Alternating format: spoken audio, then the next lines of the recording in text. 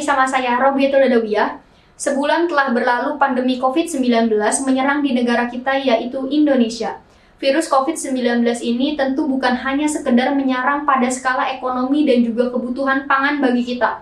Namun juga virus COVID-19 ini menyerang terkait mental kita karena bagaimanapun kita sedang mengalami suatu keadaan untuk tetap patuh dan taat atas aturan dari pemerintah untuk kita belajar, bekerja, dan juga beribadah di dalam rumah. Nah, hal inilah kemudian yang akan berdampak pada diri kita berupa mental. Akhirnya kita akan merasakan stres, merasakan jenuh, merasakan bosan karena melakukan aktivitas yang hanya di dalam rumah saja. Karena bagaimanapun tidak bisa dipungkiri bahwa kita membutuhkan interaksi keluar rumah ataupun kita melakukan aktivitas seperti biasanya. Nah, pada saat ini maka akan muncul pertanyaan, bagaimana caranya menanggulangi stres ketika kita ada di tengah pandemi untuk tetap berdiam diri di dalam rumah?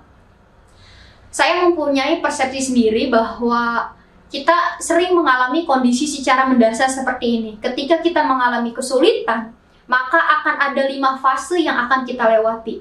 Fase pertama saya sering menyebutnya sebagai fase kita untuk ngeyel. Kenapa? Ketika suatu keadaan yang tidak sebelumnya terjadi kepada kita, pasti hal yang pertama kita lakukan itu adalah ngeyel. Kita nggak peduli ataupun kita merasa bodoh amat dengan keadaan yang ada. Nah, ini persis seperti sekarang. Lalu setelah dari ini kita mempunyai kondisi selanjutnya, yaitu kita akan merasa marah karena ketika kita sudah mulai ngeyel, lalu kemudian situasi kondisi yang tidak mendukung bagi kita, kita akan marah terhadap keadaan ataupun kita akan marah terhadap diri sendiri.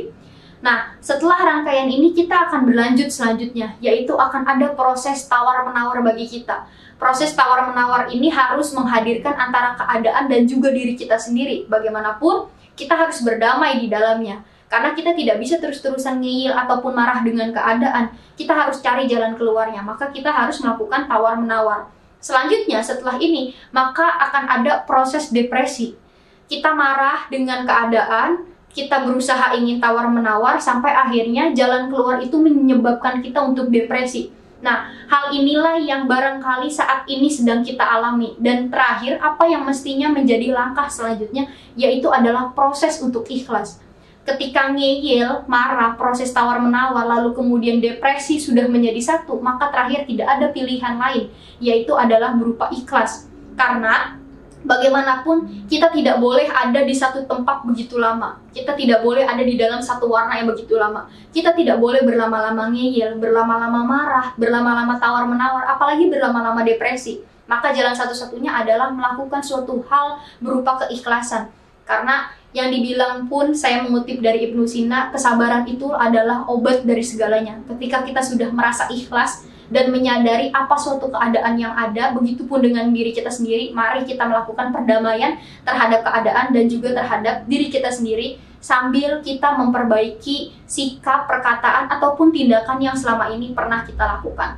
Itu adalah kondisi secara mendasar bagi manusia yang barangkali saya alami dan juga rekan-rekan semua alami. Nah, selanjutnya, bicara tentang stres, tentu ini akan menjadi karakteristik bagi kalian semua, di mana tentu kita mempunyai latar belakang sendiri dari karakteristik. Misal, saya seorang yang senang berinteraksi dengan orang, maka saya sering melakukan latar belakang saya yaitu sebagai seorang penulis. Maka saya akan merasa bosan untuk tidak melakukan hal-hal di luar menulis. Nah, hal inilah yang kemudian kiranya bisa menjadi waktu pengisian kosong bagi kalian semua.